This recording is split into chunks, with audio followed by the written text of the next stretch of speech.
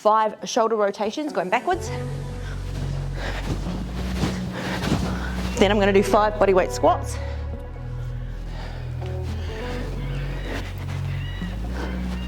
Then I'm going to go 5 shoulder rotations again, but go in the opposite direction. 5 push-ups, just on the knees because it's just a warm-up. We don't need to go hard just yet.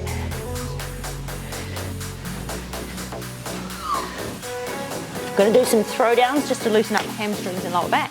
So arms come up and then throw down in the front.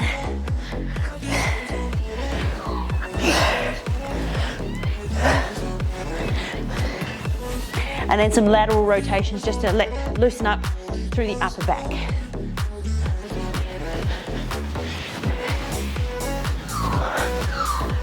So you might want to do that sequence 3 or 4 times and utilize that as a warm-up, or even do that separately as a mobility drill, separately from your workouts. This is quite a large twist ball. You don't have to use a huge twist ball. You can use a smaller one. If you use a smaller one, the exercises they'll actually be slightly easier because you're on less of an incline. So I've made it a little bit harder for myself today by using a big Swiss ball. It's always better if it's very well pumped up. This one's well pumped up. If it's a bit soft, not actually bad. It's just going to be a little bit harder to do the exercises right because you will need more core stability. So I'm going to set myself up with the ball underneath my legs. I've just got to drive myself backwards so I'm in the camera frame. Okay, so the ball is hooked around my feet. I'm in a plank position, so I'm not rounded from up back, shoulder blades back and down. So first of all, there's a knee tuck, and then there's a push-up. That's your jackknife.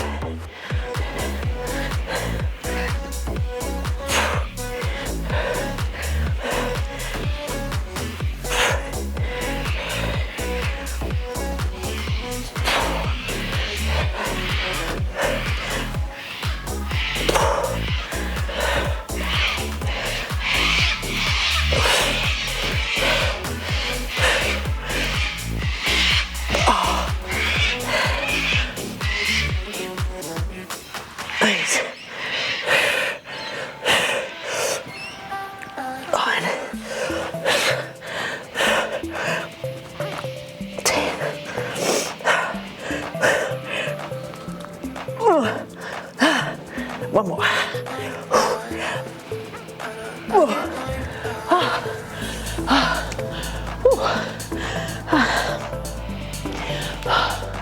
So if you find that too challenging, a regression would be to just hold a plank, no knee tuck and no push-up.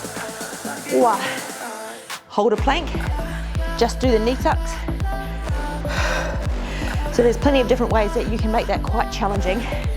But because the ball is soft and moving and it's under your feet, much harder to do than a normal plank, much harder to do than a normal push-up because you end up on a decline. So, very good full body, core strengthening, functional exercise, the jackknife. So we're gonna have a little bit of a rest and we're gonna do that one more time. So you can see how this would be easier with a smaller ball because my feet wouldn't be so elevated if the ball was smaller. So that's another option too. If you want to regress this exercise, make it slightly easier. You can do all the same exercises, but just do it with a smaller ball.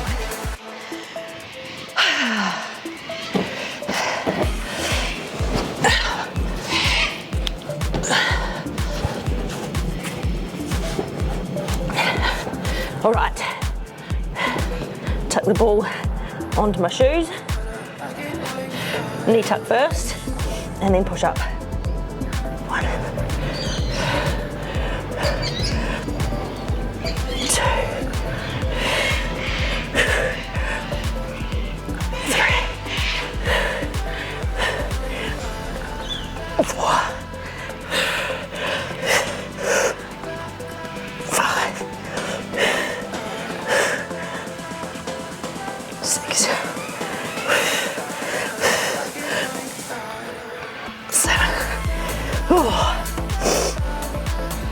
8, 9,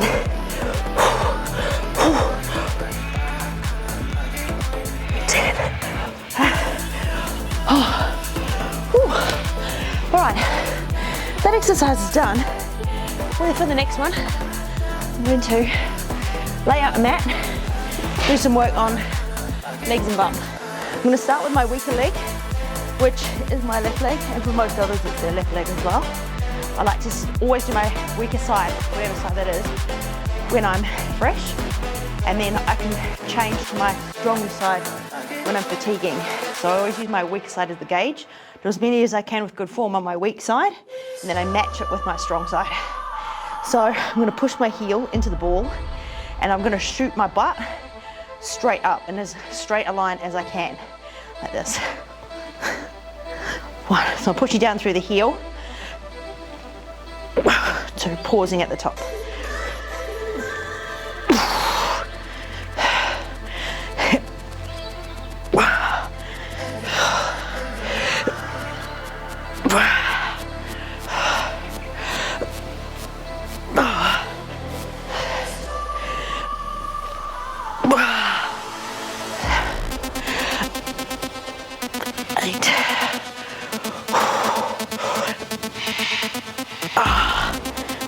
Three more.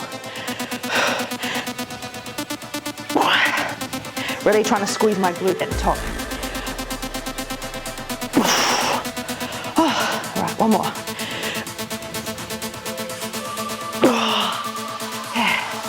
Shake that hamstring glute out a little bit.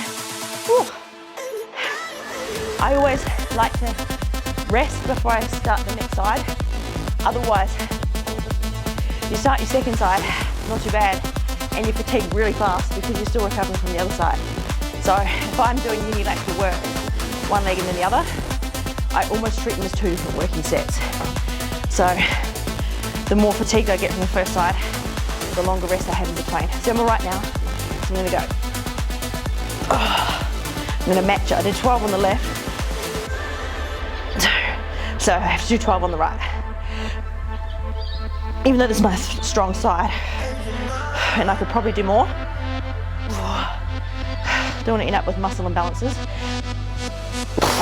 So always go as many as I can on my weak side. 6.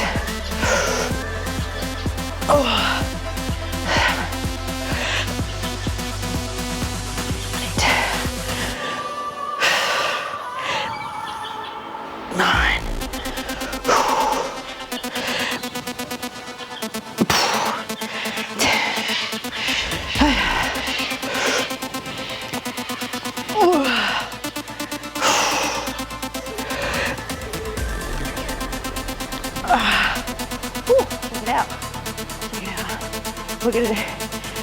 I am going to do it again, but if you find that too challenging and you want more of a beginner's option, you can do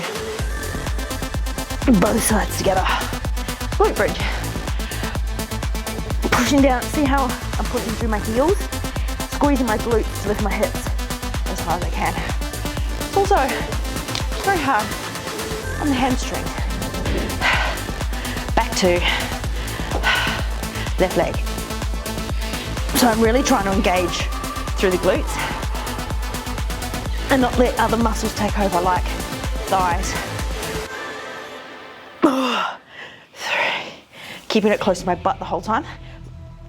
4. 5.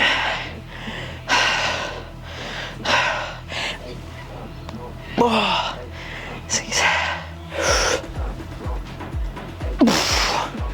7. 8.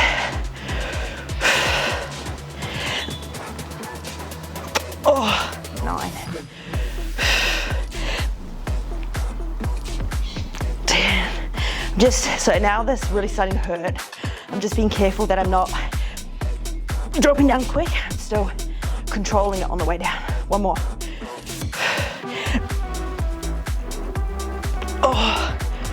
Shake it out. So that leg's done. Again, a little rest.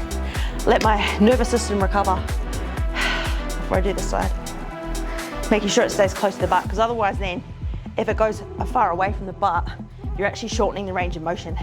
So keep it close to the butt, See, my heel is not all the way on top of the ball either. It's kind of a quarter of the way down the ball, because then I can push straight up rather than if my foot is here and I'm starting from a lengthened position. I want to start from a shortened position and push straight up and as straight a line as I can. So let's go for 12 again.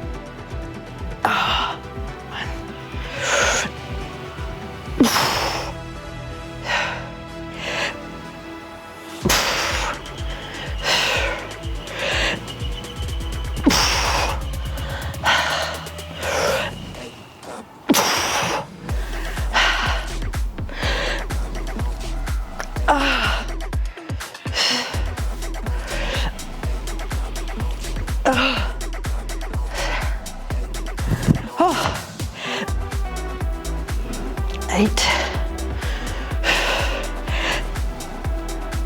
9,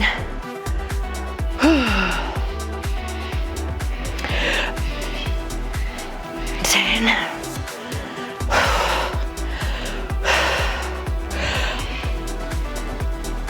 11, one more.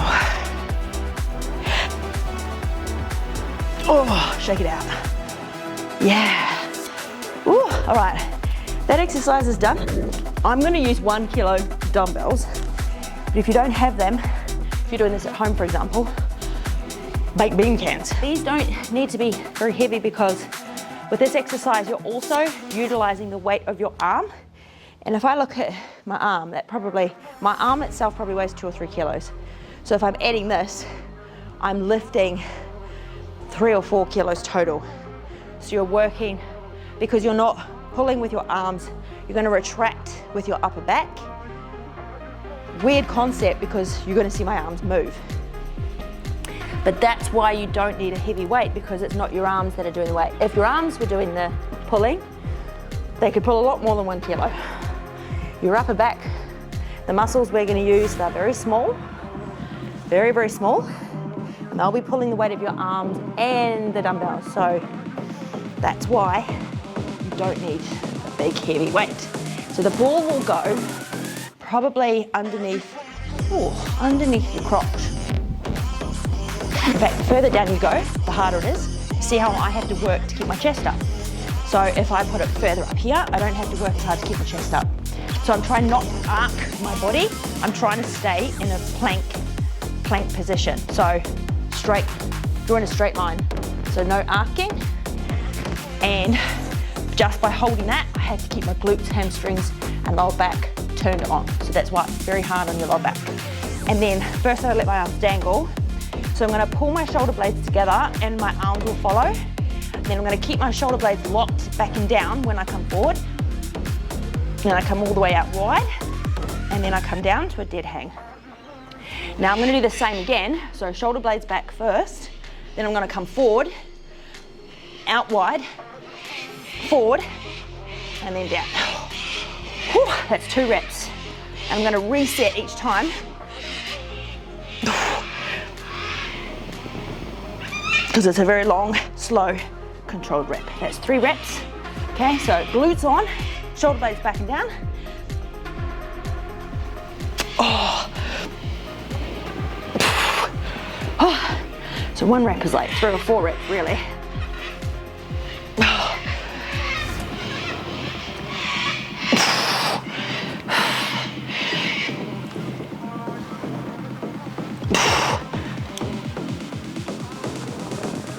That's 6 reps. I'm gonna do 10, so there's 4 more reps to go.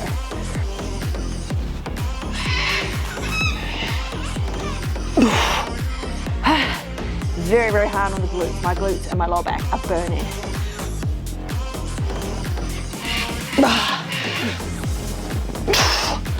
Oh, 2 more.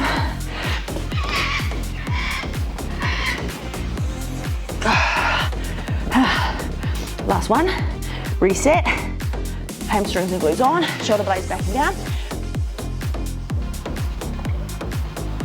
Oh. And I'm gonna stretch my lower back by hanging over the ball like this. So you can see how I'm moving at the shoulder joint, but that doesn't necessarily mean my shoulders are doing the work. My rhomboids, these little muscles in your upper back, got a good workout. Rear deltoids, got a good workout because of how I was moving through space with my arms. But that whole time, I was also trying to maintain a 45-degree plank on a soft, squishy surface. I don't know if you can hear these birds, but they are very, very loud. And because of that, because I was holding that plank position, to hold it without asking, hold it correctly, it was very challenging for my bum, hamstrings, lower back. We're going to do this one more time, 2 sets total. So you can see how this functional style training is good, not just for your body, but for your mind, because you really have to stay focused on what you're doing. And that can be hard to do sometimes. Sometimes it's easy to just go through the motions and do rep after rep after rep, just to kind of get the reps done, rather than get the most out of each rep. So I often say to people when they're training, they'll say, how many reps should I do? Because they want me to say 10 reps or 12 reps or 15 reps. And I'll say, do 1 rep really well. And if you can do it really well, you'll do another. And if you do that really well, you'll do another. So instead of aiming for 10 reps, you might aim to do 1 really good rep 10 times. And I guarantee the intensity will be better, the quality will be better, and the next day soreness will be worse. I'm going to wedge my feet in again. Get this ball underneath my crotch. Okay, so starting with shoulder blades always first. You see that part is first, then that. And I'm not moving the shoulder blades, so I'm not coming out of that locked position. That's 1, so shoulder blades. 2, shoulder blades. 3.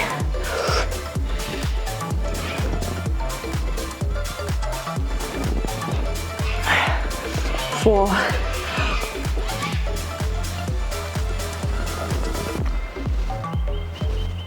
5.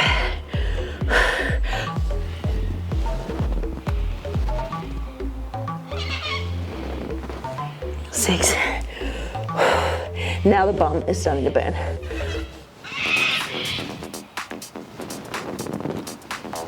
4.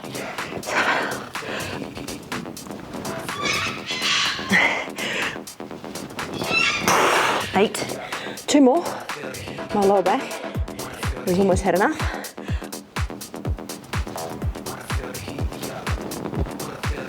Oh, 1 more.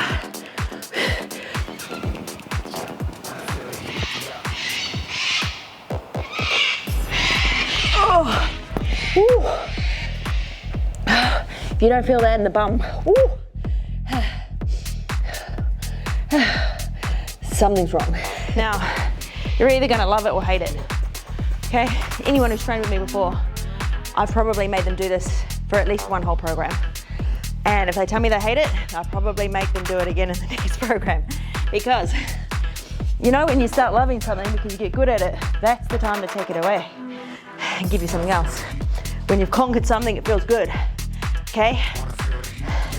So, I'm gonna show you a few different variations, but keep the ball close to your butt to begin with. Both feet in the air, hands on the floor, and stretch your feet out without dropping your hips. And we do 6 like this.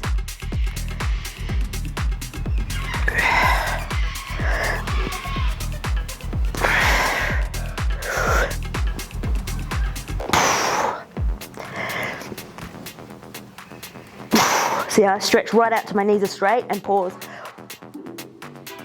And then I'm gonna stop and shake out every time I gotta shake out the hamstrings, because otherwise you get cramped really fast.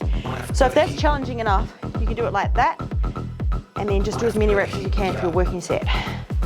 If you would like to make it harder, which most people would not like to, because that is pretty hard already, you can. First of all, get your arms set. So see how my elbows are down. All close to the bum. Then I'm going to lift up my arms and try to do the same without the stability of my arms.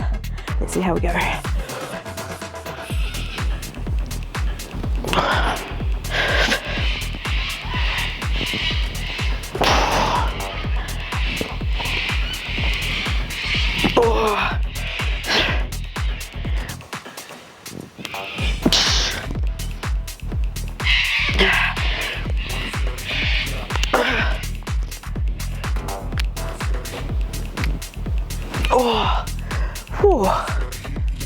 That was 6. Before the last time hitting hamstrings. So have your arms on the ground first. If you want to try without your arms, just make sure your arms are on the ground for the setup, and then when you finish setting up, take the arms away. So like this first. Set yourself up, remove the arms, and now go.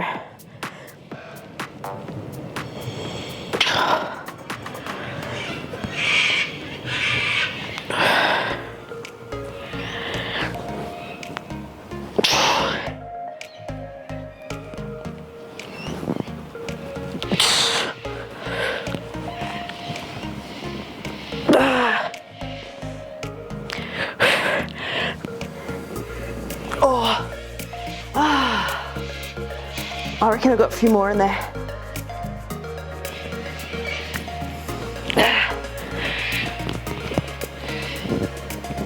Oh, 8. Oh, that's enough of that one. Okay. Let's finish off with a little bit of a traditional plank with a twist. So this time we'll have our elbows on the ball. So we're quite upright, which will be a nice little change.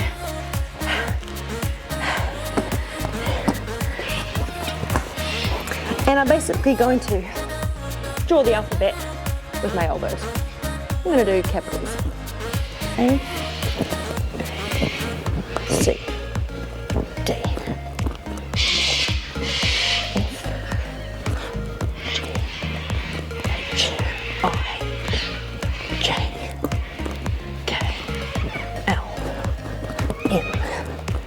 N, O, P,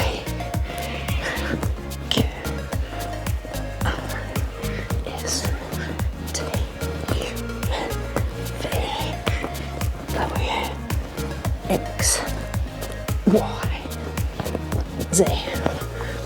Pretty sure my Z was back to front. I feel like capital letters are easier than a lowercase. So I'm going to do it one more time, but this time I'm going to spell the alphabet in lowercase. And then that means my full body Swiss ball workout is done. All right, here we go. A, B, C, D, E, F, G, H,